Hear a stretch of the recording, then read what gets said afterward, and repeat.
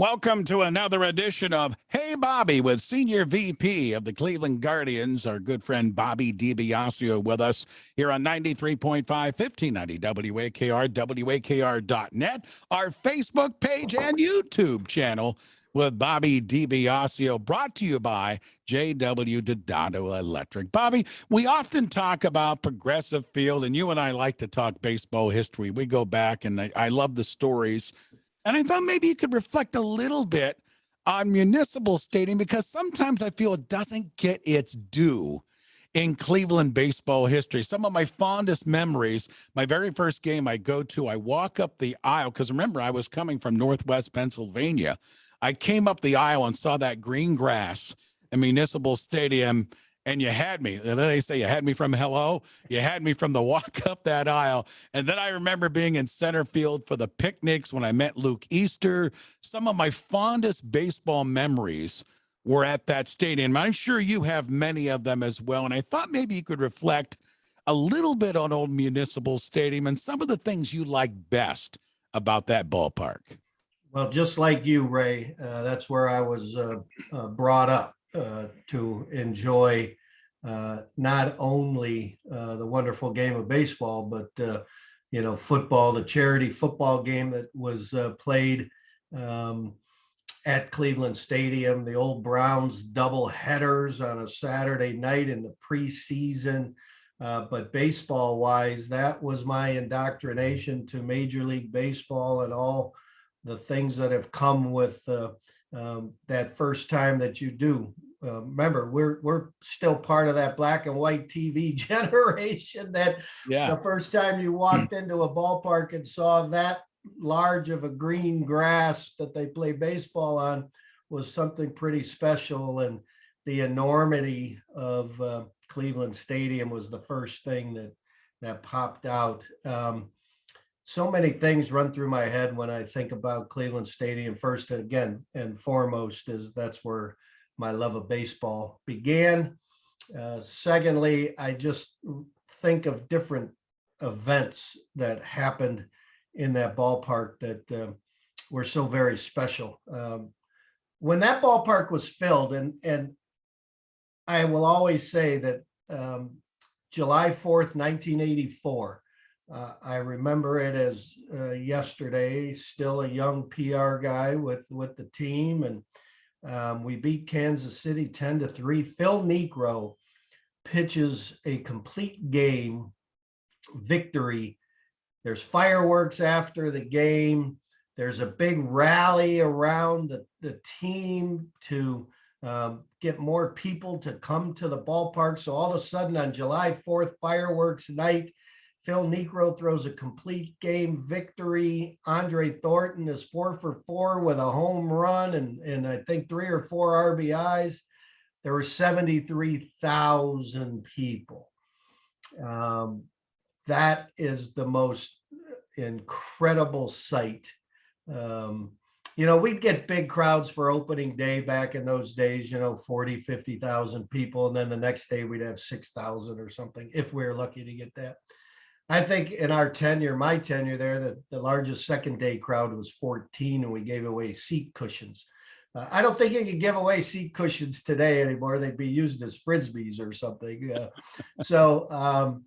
But just the beauty of that old building when it was packed was something incredibly special. I do have to admit that once we moved to Progressive Field, that all the warts and the things that weren't provided for the players to give them the best facilities possible to perform at their peak, you really saw the need to move on from that facility. Other than the 73,000 specific moments, that one of them being Earl Weaver, I'll never forget this as long as I live, comes running out of the Baltimore dugout on the third base side and arguing with the umpire about a certain play, and he's going crazy as he would, throwing his cap and Next thing you know, he turns around and sprints into the dugout, and the umpire, two of them, are following him across the third baseline, pointing their finger at him. Out he comes, runs past them towards pitcher's mound with the rule book in hand.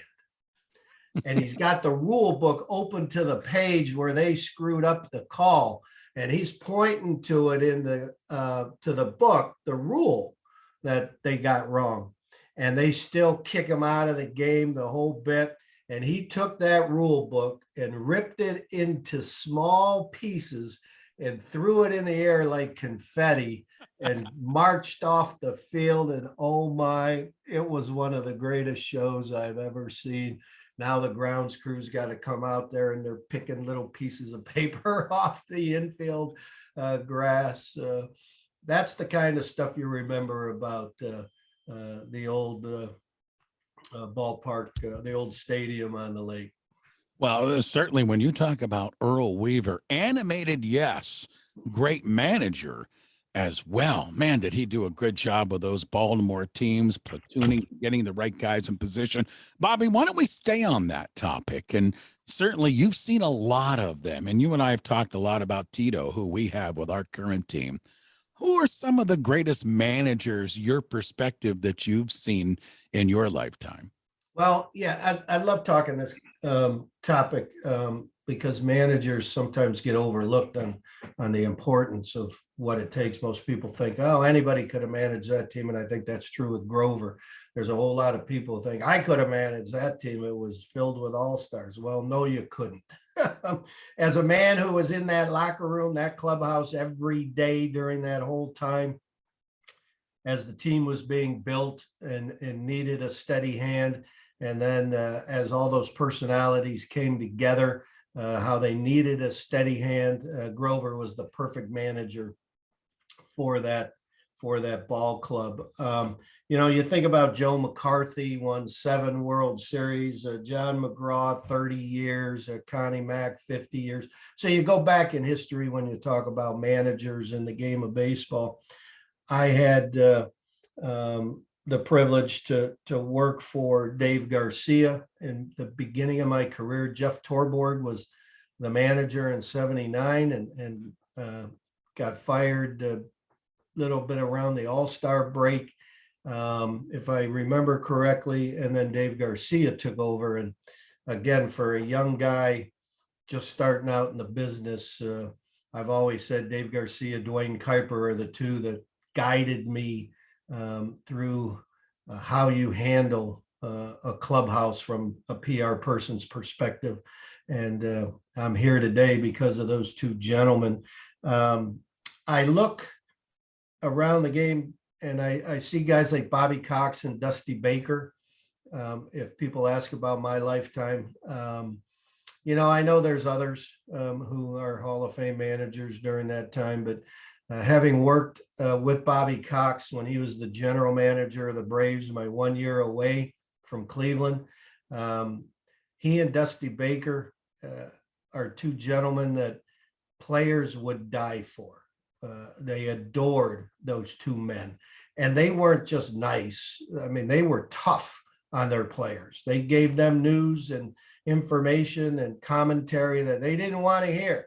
But they knew it was coming from the heart for their best reason.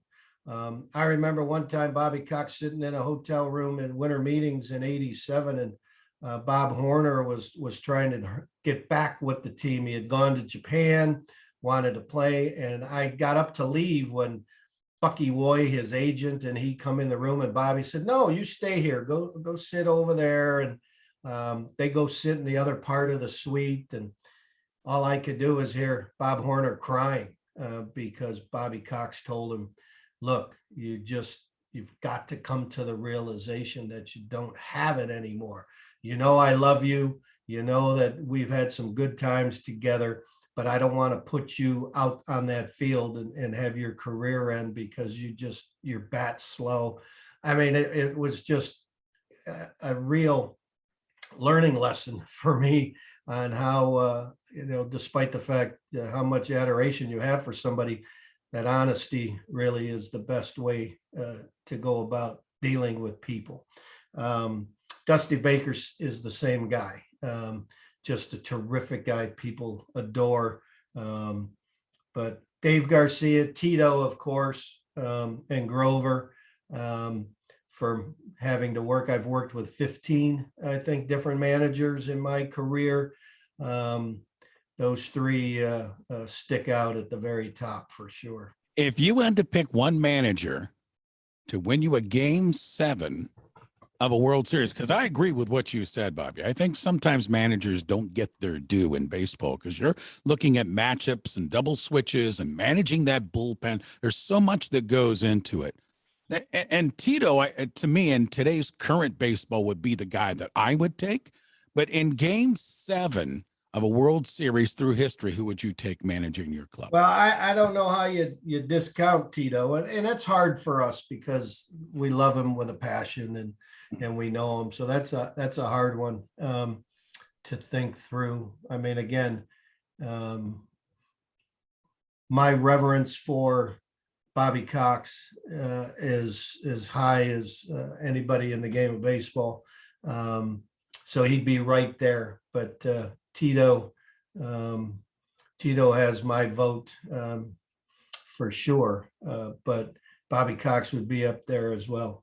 All right. With us is Bobby DiBiasio, Senior VP, Cleveland Guardians. Another edition of Hey Bobby, brought to you by JW, the Dotto Electric. I wanted to wrap it up today by talking about bullpens. And I think the Cleveland bullpen is really molding into shape when you got Clase at the back end and some of these other guys getting into their roles and stuff. But it's a really difficult thing to go year to year with the bullpen. I remember some years, I think it was about 3 years ago, when we were getting started with the club, Bobby, we left Arizona. I was like, God, we got the best bullpen in the American League. There's no doubt about it. Ended up being a real trouble spot. And then there's other years you're going, oh gosh, the bullpen's going to be a trouble spot.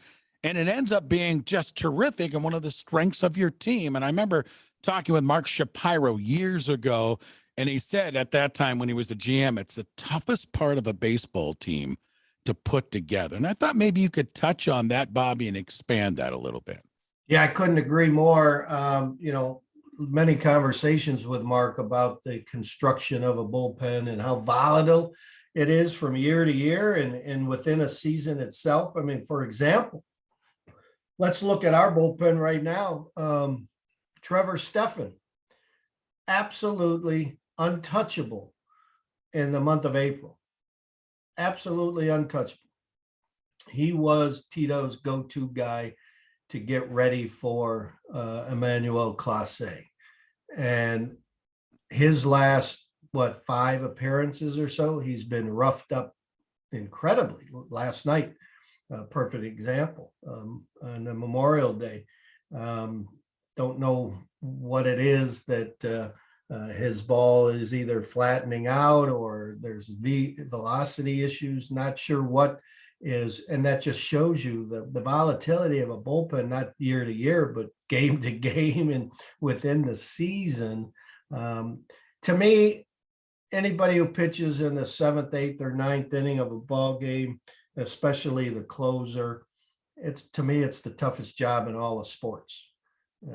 Your team has battled for 2.5 hours and you come into a ball game and in one pitch can turn the game around, like the kid on Memorial Day for Kansas City gives up a 3-run, their team fights back to tie it up 3-3. And next thing you know, he throws a pitch and it's a 3-run homer and ball game over. How do you think about how you walk into that clubhouse, knowing that your teammates have battled for 2.5 hours. In one pitch, you blew the game. Now you walk back into that clubhouse. You got to talk to the media about it. Then you got to go home and you have to figure out how you're going to sleep at night. And then come back the next day with 100% confidence that you're the best thing in the world to get people out at the end of a ball game. To me, it's the hardest job in sports. So piecing together a bullpen, who would have thought in the mid 90s that Paul Ossenmacher, Eric Plunk, and Jose Mesa would turn into one of the best bullpens that was crafted in the mid 90s. Those were guys that didn't although Eric threw hard, he was one of the few guys back then that could reach back and get to high 90s fastball. And Ossie came in to face Tino Martinez and Ken Griffey Jr. and Mo Vaughn and all the big lefties at that time. And then they didn't decide that Jose Mesa was going to be the closer till mid to late March in 95. And he turns out to have, 46 or 48 saves that year or something. Very difficult to piece together a consistent bullpen. And our guys have done a phenomenal job of that. Ever since Tito got here, Tito, he likes to play chess. That's why he's not happy that a guy has to come in and face 3 batters, but they maneuver around that rule. But we're very fortunate that we have a manager that really understands the chess moves that are needed in the back end of a bullpen. Senior VP with the Cleveland Guardians, Bobby DiBiasio, another edition of Hey Bobby, brought to you by J.W. Dodano Electric. My friend, thank you for the time, the visit. We'll catch back up with you next week. Thanks for the time again, Bobby. Thank you, Ray. Take care, sir. Go Guardians.